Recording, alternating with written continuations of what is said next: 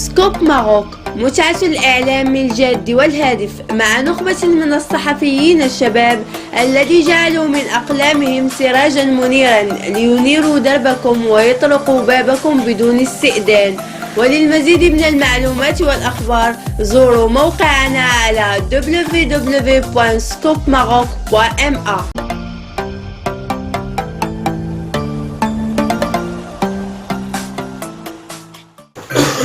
اللقاء لما اقترح من أجل خلق وتجسير التواصل بين الطالب والإدارة والجامعة.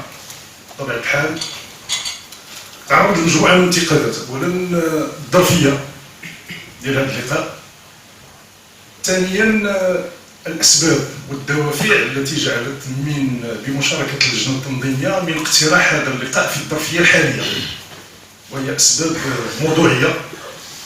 أولا منذ تحمل مسؤولية شعبة القانون العام كانت لدينا قناعة راسخة، وهي ضرورة إشراك الطالب في جميع الملتقيات العلمية،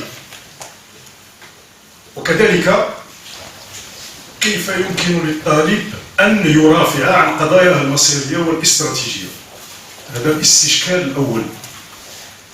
والاستشكال الثاني هو إعطاء هوية لكلية الحقوق بسطات التي تضررت كثيرا، وهذا انعكس بشكل سلبي على الطالب، لأن الطالب هو في صلب المعادلة. طبعا الأستاذ عنده إمكانيات باش يرافع على راسو، إداري كذلك، ولكن الطالب اللي في صلب المعادلة يبقى مكتوف الأيدي، تضرر علميا وأكاديميا، والنتيجة يعني سنحاول أن نقاربها. عندي في الإجازة أستاذة كتقرا في وجدة في الماستر، علاش ما تسجلاتش في الصاد؟ وشنو الإمكانيات ديالها؟ أنا ملي كنت طالب عندي في السنة الأولى تنبأت لها بمستقبل زاهر. هذا نموذج ديال طالبة متميزة. هذا الجانب الأول. الجانب الثاني، كل ما يكتب عن كلية الحقوق أصبح راسخا في أذهان الجامعات الأخرى، بأن ملي كيكون عندنا شي مرشح في طنجة ولا في مراكش بغا يدير الدكتور ولا الماستر، ملي كيلقاو سطات كلية الحقوق وسطات كلية ديال السرقة العلمية، ديال الجنس، ديال الابتزاز، ديال التزوير. هذا بطبيعة الحال تضررت كلية الحقوق كثيرا، والطالب هو الذي يؤدي الثمن. يعني غادي نفصل في هذه الاشياء باش نبين بان كلية الحقوق وسطات ليس بهذا الحجم من الرداءة والدناءة، بل بالعكس كلية الحقوق وسطات اعطت الطلبة في المستوى، وخاصة على المستوى بطبيعة الحال الادماج في الوظيفة العمومية، نسب مهمة افضل بكثير من مجموعة من الكليات. وايضا على مستوى التسجيل في الماستر وصف الدكتوراه في كل منسله الى غير ذلك، ولكن هذا في السنوات السابقه. الان بالفعل هذه المساله ديال بطبيعه الحال الانتقادات اللي كتعرض لها، بطبيعه الحال ذات الحظوظ كتقام اي طالب في كليه الحقوق، يعني كتكون الفرص ديالو ضئيله جدا باش انه يمكن يكمل المشوار الدراسي ديالو في جامعات اخرى. إذا كيف يمكن للطالب، رغم أنه كاين سوء فهم كبير بين الأكاديمي والإعلامي، إلا أن التفاهم ممكن.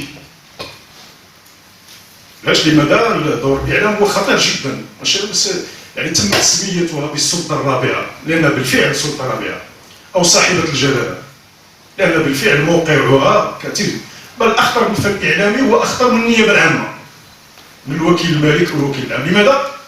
لأنه يصدر حكم يقرأه الجميع وما كيمتعش الآخر بحق الدفاع، يعني حتى تصدر شي حاجة وعاد يمكن. أما القاضي أو النيابة العامة كخصم شريف للمتهم تسائل المتهم، ذاك فالإعلامي دوره مهم إلى حد كبير. وحينما يتم تحقيق التشبيك والالتقائية بين الجامعة والإعلام، هذا يضمن التكوين الجيد والمتين. إذا في صلب هذه المعادلة كيف يمكن للطالب أن يرافع عن هذه القضايا؟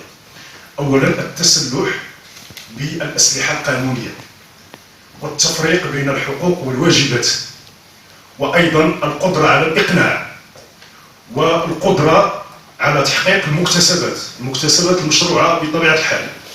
وأيضا كل ما يكتب عن كلية الحقوق، لست هنا في موقف الترافع ولكن لكي أوضح بعض الأمور. حينما كنتكلموا على العملية ديال تزوير النقاط، أولا يجب أن نعلم بأن الأستاذ له السلطة الكاملة في تحديد النقاط وتعديلها. هنا جرت القضاء الإداري طالبة رفعت دعوى ضد واحد الأستاذ جامعة عطاها 6، قضت برفض الطلب. لماذا؟ لأنه لا يمكن للقاضي أن يراقب السلطة التقديرية العلمية للأستاذ. اللي عنده 8 بحال بالنسبة لي أنا بحال اللي عنده 10، نفس المستوى متقاربين. اللي عنده 9 ولا 9.75 ولا كذا ما يمكنش لي نخليه يبقى يدوز عام آخر كيتسنى وما ما عندوش لا فلوس ديال الترونسبور باش يجي من بن أحمد ولا من برشيد. يعني نفس المستوى. أنا في العلوم الرخوة لي سيونس مول، ماشي في العلوم الدقيقة في الفيزياء والكيمياء. هذا جانب اللي عندي كيشارك بطبيعة الحال، وذاك النهار الامتحان ليس بمعيار حقيقي. ذاك النهار بجي ما نعش مزيان ولا ما فاطرش مزيان ولا خاصم مع عمته ولا مع عمو ولا مع باه، وذاك النهار ما كانش في المستوى. ولكن أنا كنعرف المستوى الحقيقي ديالو، ما كناخذش بعين الاعتبار ما كتب، لأن الاختبار ديال الكفاءة ديال الطالب لا يمكن تحديدها في ساعة أو نصف ساعة مع الحراسة والإرهاب، لأن عندنا نسق تعليمي إرهابي.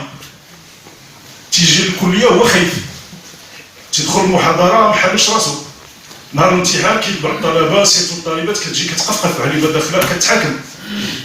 إذا يجب أن نراعي لأن كنا طلبة مرينا من الحوايج هذه. يعني ملي كنا كنمشيو ندوزو الشفوي في الرباط ولا هذه، كان السنة الأولى تيقول لك ما كتعاود على البريمير أني صلاة على النبي. يعني السنة كانت قنطرة حقيقية. شو المسألة ديال السرقة العلمية؟ كاين واحد الهجمة سياسة على أساسيات القانون العام أنه لصوص المعرفة، واستهدفت أنا شخصيا من قبل بعض المواقع، وأيضا الاقتصاد القانون الخاص. يعني أنه هذه الكلية فيها علم ناس اللي كيسرقوا المعرفة، وهذا اتهام مغلوط ومردود عليه بالحجة والبراهين. وأعطيكم مثال. مثلا عندنا هذه أطروحة ناقشت يومين هذه، وكاينة في المكتبات اللي كاينة. غادي يجي واحد باغي يفك الخدمة، غادي يجي ويدير لك لونتي بلاجيا مضادات القرصنة.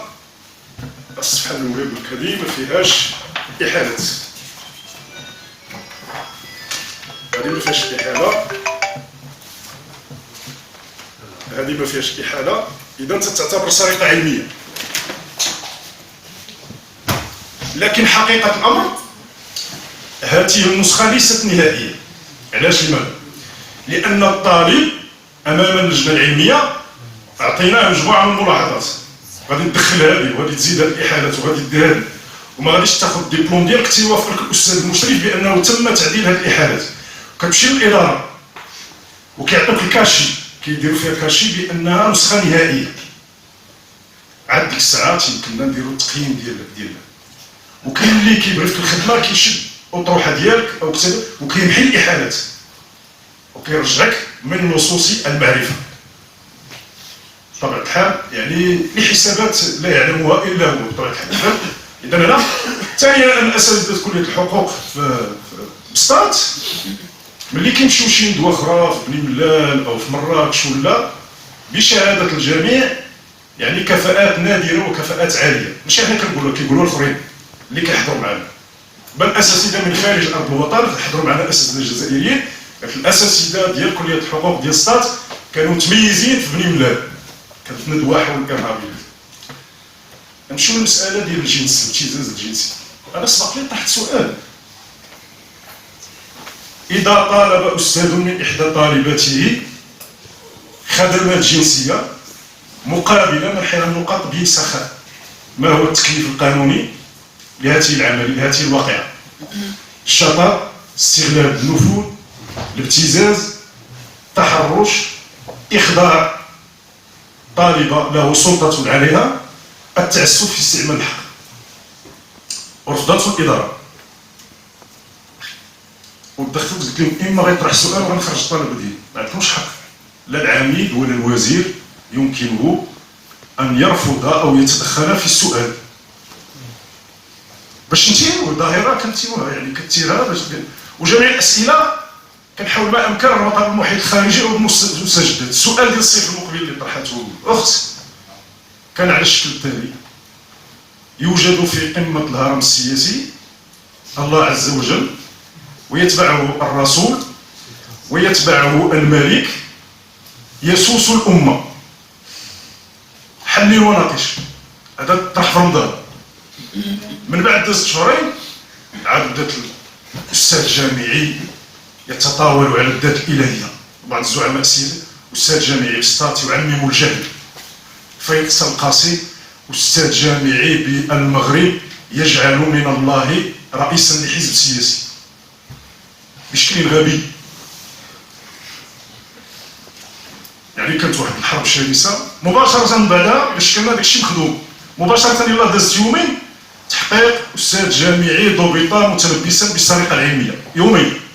يعني كاين قصد جنائي، كاين مراقبة الضحية وكاين التخطيط. واللي تينتج بعدا ملي كيكون تينتج وتيكتب راه ما كيسرقش. ويجب أن نفرق بين محاربة الفساد وبين التشهير. محاربة الفساد هي الجمع بين الثروة والسلطة، ربط المسؤولية بالمحاسبة. يعني هذوما بطبيعة الحال توزيع ديال الثروة ديال المغرب بشكل عادل. إذا طرحنا هذا السؤال الإشكالي: ما هي طبيعة العلاقة بين الملك بصفته أمير المؤمنين والملك بصفته رئيسا للدولة؟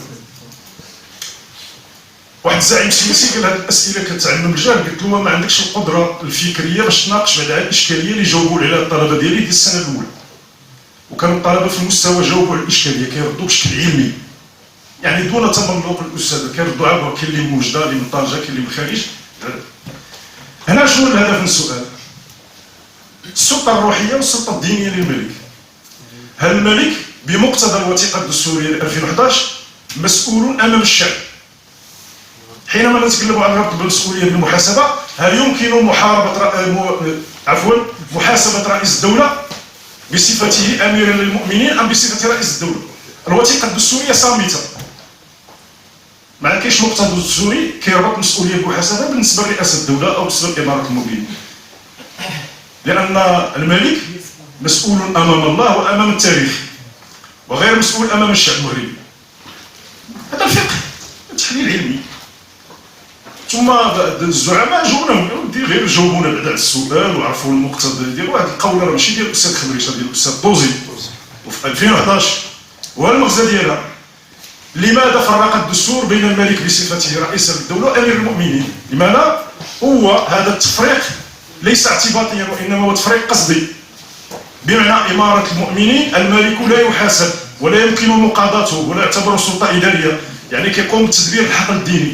أما الملك بصفته رئيس للدولة فقد أضفى عليه الدستور الطابع الإداري وأصبح سلطة تنفيذية، ثم أصبحت قراراته قرارات إدارية ولو تم إلباسها شكل ظاهر، مثلا تعيين القضاة أو عزلهم أو تأديبهم. إذا كان هذا القرار في شكل ظاهر يقضي بعزل أحد القضاة أو تأديبهم ويمس بأحد المراكز الفردية ومشوب بالشطط أو التجاوز في استعمال السلطة فيمكن مقاضاته. والحسن الثاني في غدا تأسيس المحاكم الإدارية قال: صدرت ضدنا 4 أحكام ونفذت ولا زال الكل بالخير. كاين قال لك القول ما عرفت من الإجابة ما كاين لا في الآيات السلطانية ولا في كذا، سير تقراك ما قاريش. إذا دازت هذه ديال السرقة العلمية ديال وهدايا تيضرر منه الطالب. الأستاذ المعيار الحقيقي ديال الأستاذ هو الطالب، هو المدرج. إلا عندك في رجلك عندك، إلا كنتي مطبوع بالبركة ديال بوعبيد الشرقي راك مطبوع.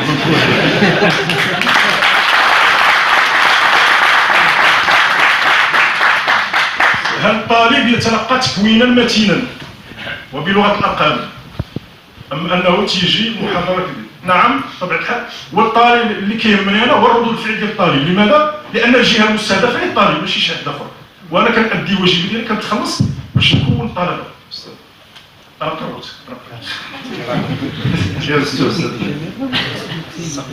اذا لتلميع هذه ليس لتلميع ولكن لاعطاء بعض الحقائق وضروره الانفتاح على الاعلام ولانصاف الطالب. قررنا في شعبة القانون العام فتح المزيد من الماسترات، ثم ان حتى في المختبر ديال الدكتوراه ما كذبش عليكم واخا غير قانوني كناخذوا النسبه ديال الطلبه اللي جالسين اكثر من الموظفين. واحد الموظف راه عنده هذا باقي الله باقي مسكين كناخذوا الا لقينا موظف عنده 12 طالب عنده 10 ولا 9 كناخذوا الطالب والاخر تنجريو عليه بشي حال لان خدام. اذا كاين بزاف اللي يتقال ولكن السيد الرئيس الوكيل العام يامره بذلك. اذا شكرا على حضوركم.